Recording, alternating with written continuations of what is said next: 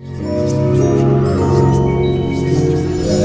those of you who don't know, one of the longest held debates in FNAF theorydom is whether this murderer watching children die is the same as this murderer watching children die. Because of their different colors, they became dubbed Purple Guy and Pink Guy. Since FNAF 2, I have been opposed to this theory, and I can now confirm it is dead. One look at Scott's new strategy guide for the series, the Freddy Files, confirms it. Page 48, when describing the Foxy Go Go Go minigame from FNAF 2, quote, "Purple Guy is visible in the lower left corner of the room." There it is! By FNAF 4, the games had just become a mire of unanswered questions where it was becoming harder and harder to tell the difference between a withered Freddy, a phantom Freddy, and a nightmare Freddy. Then came Sister Location, where this time I was aided by knowledge of where the series was headed, as well as Scott's latest release, The Freddy Files. It's a book that many others dismissed as merely an elongated strategy guide to the games, but to me it was invaluable at filtering down years worth of lore into the details that Scott himself deemed as the most important to focus on. And this entire process of starting at square one has helped me to see connections I never made before, enabling me to create a final, definitive, lore-based theory on the insanity that is FNAF. The best way to understand FNAF at this point in history is to know that it's not a story about a haunted pizzeria, it's the story of a family.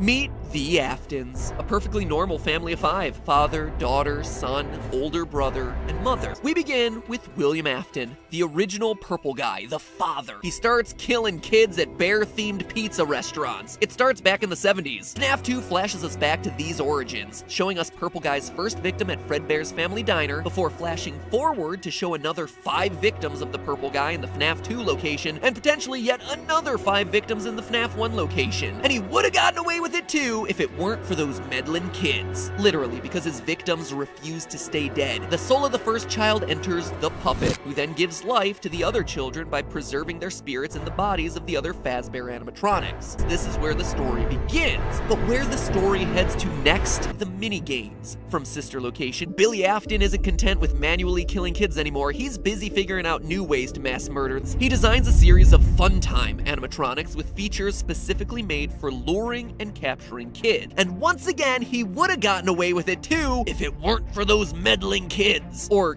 kid, in this case. His own daughter, in fact, who is so excited by the circus baby animatronic that she ignores her father's warnings to stay away from it and falls victim to the Claw.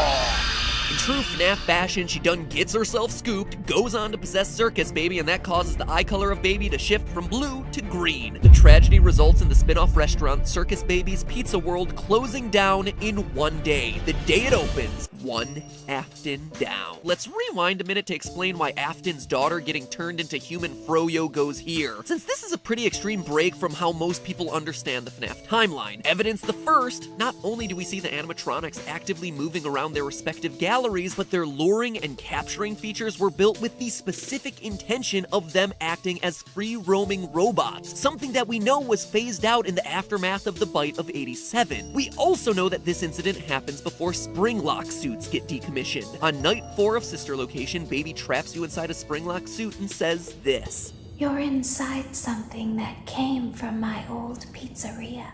I don't think it was ever used. At least not the way it was meant to be used." So Circus Baby and her pizzeria were from a time before the unfortunate incident at the Sister Location involving multiple and simultaneous spring lock failures, which prompted all spring locks to be banned, aka the bite of 83. More on that whole thing in a minute. But perhaps the biggest clues to the timeline placement of the Baby incident come from FNAF 4, what most of us have considered the first game in the timeline, where the crying child gets bitten at his birthday party while psychic friend Fredbear promises to put him back together. Throughout the game, the crying child, Afton's youngest son, keeps hearing the words, "Remember what you saw," repeated over and over to him. Now I think we have our answer. This moment. His sister getting scooped. The crying child saw this happen, thus prompting his fear of animatronics. And we know he saw it through one crucial design detail that Scott included. Look at how this kid's nightmares of Fredbear materialize. The stomach mouth. It's a design detail that we all overlooked, but there it is, positioned in the exact same way that Baby rips in half to claw grip Afton's daughter. It's how a child would perceive that incident. And that's not all. It also explains why the Afton home has an empty girl's room in it, something that Scott clearly thought was important for us to see. be, so why is it empty? Because the sister is gone. She's dead. And that's not all. Ballora also gives us an interesting perspective as we move on to the next member of the Afton clan, the mother.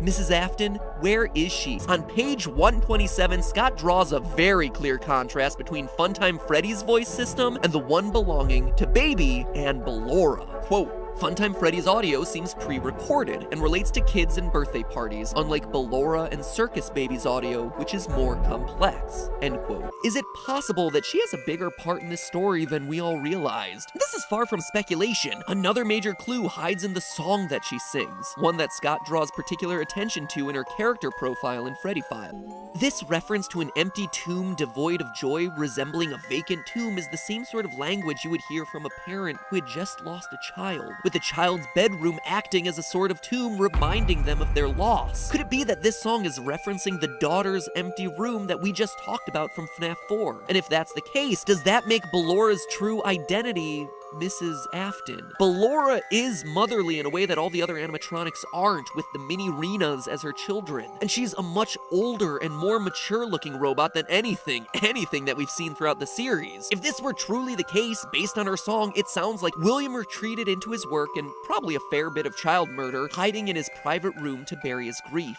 That's what Ballora's line, hiding inside your walls, is referencing. It would also explain why William has abandoned his other two sons by the year 1983, the time we see FNAF 4 roll around. He's too grief-stricken, leaving the older brother to be the one to have to take care of the crying child. Somewhere before 1983, his wife leaves him, and Afton preserves her memory inside the animatronic Ballora. And with that, another Afton gets buried in the basement. Which brings us to 1983 and leaves the men of the household as the last one standing. Crying child, older brother Michael, and the fate of William. Regardless, the debate of whether Michael or William is the true purple guy who ends up in Springtrap is part of next week's video, along with how we know that this is 1983 and my definitive answer on who the crying child becomes. Remember, it's all just a theory. A game theory.